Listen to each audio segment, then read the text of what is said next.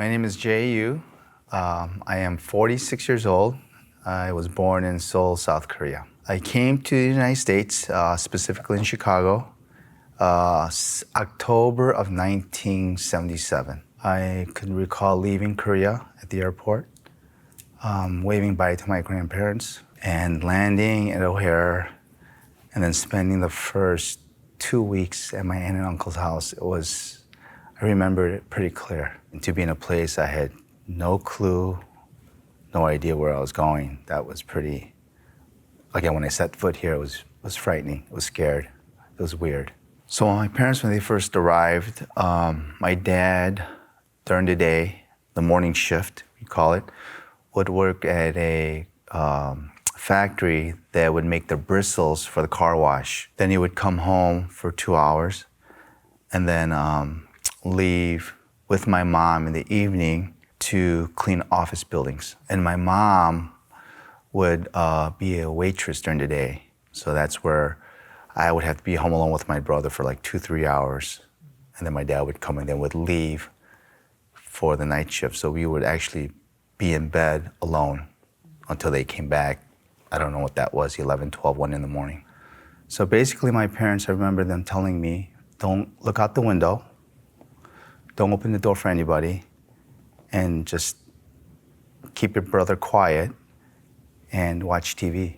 You tell that to your 5-year-old son or daughter, that's like, wow.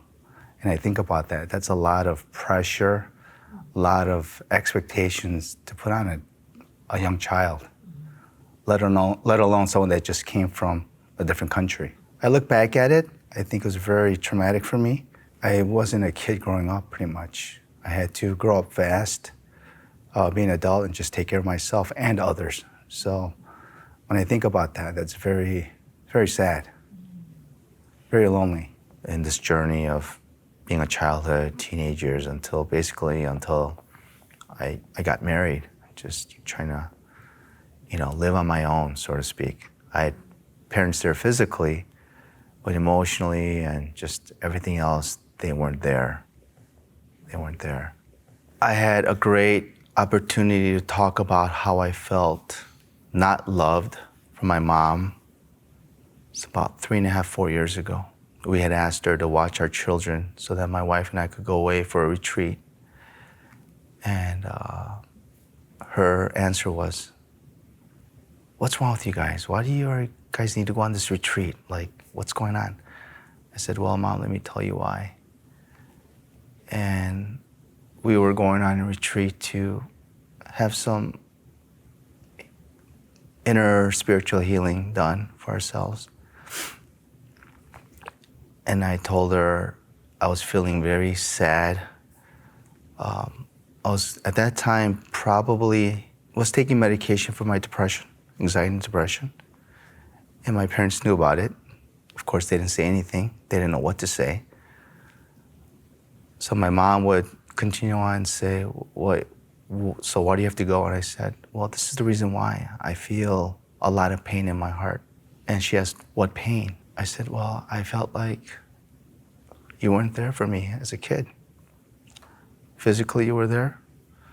Emotionally, you were checked out. And I never heard you say, I love you. And so she paused, and then she started to break down.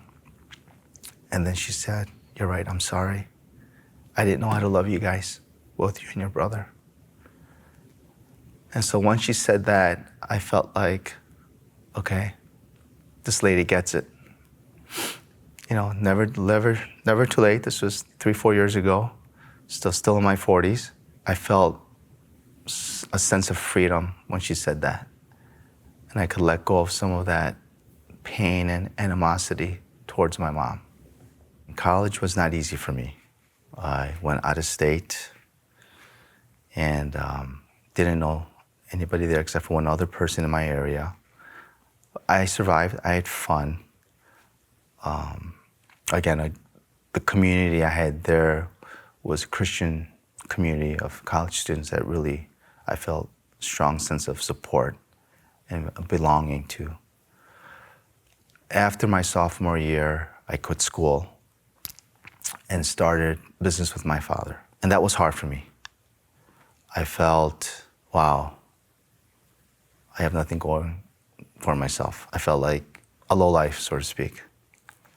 Here are all my friends going to school. They all probably will finish, and they all did finish. And I had to do this business with my dad. And the reason why I say that, though I like business, I felt it was my duty because my father needed help. So being the elder son, it was either my brother or myself. And I remember till this day how upset I was telling my dad, oh my gosh, you're asking your younger son to start this business. How could you do that? At the same time, I'm upset that I can't finish school.